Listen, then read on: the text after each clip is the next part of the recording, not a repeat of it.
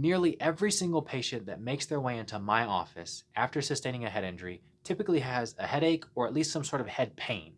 In this article, they state that chronic post traumatic headache is perhaps the most prevalent type of pain after mild traumatic brain injury, with a prevalence rate of 47 to 95%, really wide range, but anyway, compared to about 20 to 38% in moderate or severe TBI. And I mainly see the folks with mild traumatic brain injury, so that makes sense.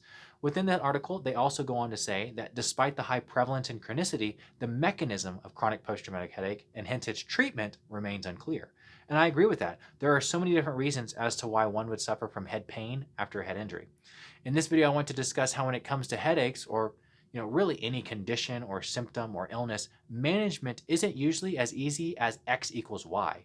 Reason I say this is because there are so many providers out there that I think probably have good intentions, but they try to squeeze certain conditions, let's use headache in this case, into one box and say that all headaches are caused by something wrong with, let's say, your neck or some vitamin deficiency or your hormones being out of whack. And on it goes, but I encourage you to take a step back and ask yourself, is this provider trying to push me and my condition into the small box of things that they're an expert in?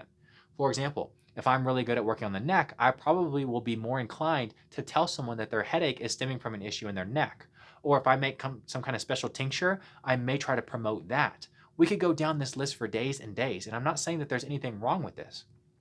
We all have our own biases based upon our own experiences. In fact, I think that's how a lot of people, at least in my experience, get into healthcare or choose some kind of specialty within healthcare.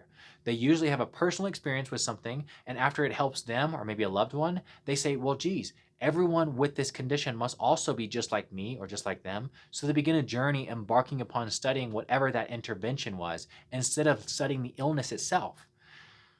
Back to headaches, though, I think from the get go, a good provider should inquire on the mechanism or the inciting event that led to this headache. That's always where I start because if this happened after a head injury, which is where we started this video off, versus something that has just been steadily progressing over the years, there may be a different mechanism behind it, meaning a different treatment application, right? Or at least you would hope. Let's talk about post traumatic headaches since that's where we started, and also the type of headaches that I personally deal with the most often in my practice. First off, I think one should have a pretty firm grasp on whiplash versus concussion because the symptoms of the two can appear quite similar, but oftentimes the treatment applications differ. And we'll talk about that in a separate video. A point that I often try to make with my patients, because a solid chunk of them are referred from other chiros within the area, is that we have to think about some of the most basic systems that we have, that being our bones, our muscles, and the nervous system. Bones are not much use to us without our muscles actually contracting and relaxing, which then leads to changes in the angulation of our joints and gives us the ability to move about our environment. And that's really cool, but I think that's where a lot of providers end up no longer asking the question of why. Especially in the world of chiropractic or really any manual practitioner, the muscle is tight, so let's stretch it out, or the muscle is weak, so let's strengthen it. I'd like to encourage you to simply ask one more why. Let's use headache in this case. If my neck is really tight, which is often the case in most head injury patients, those tight muscles can contribute to compression of some of the nerves that come out of the neck and wrap up over the head, or like in tension headaches where you feel this squeezing type of sensation, maybe because again, muscles are tight, but those tight muscles then contribute to fascial type distortions and ultimately pain of some sort. Let's ask one more why. Why would those muscles be tight? Muscles cannot contract on their own.